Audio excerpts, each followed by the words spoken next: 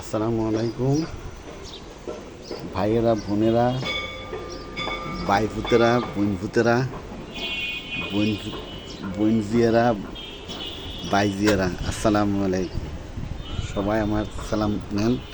এই যে দেখেন আমার গাছের মরিচ, এই যে এই যে মরিচ গাছে মরিচ ধরছে। এইটা হইলো আমার বাচ্চার মার মানি প্লান্ট গাছ। আর এটার পাশে আমি লাগাইছিলাম করলা গাছ। এই যে দেখেন ছোটো ছোটো করলা, অনেক করলা, কিছু করলা এই যে লাল হয়ে গেছে। এই যে করলা ধরছে, এই যে দেখেন করলা কত সুন্দর ধরছে।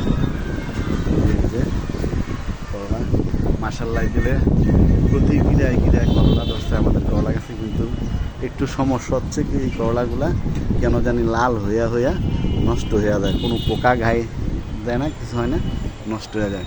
তো এটার যদি আপনাদের কারোর কোনো ঔষধ জানা থাকে জানাবেন। এই যে দেখেন প্রতি গাইতে গাইতে করলা ধরে, কিন্তু করলাগুলো লাল হয়ে যায়, হলুদ হয়ে যায়।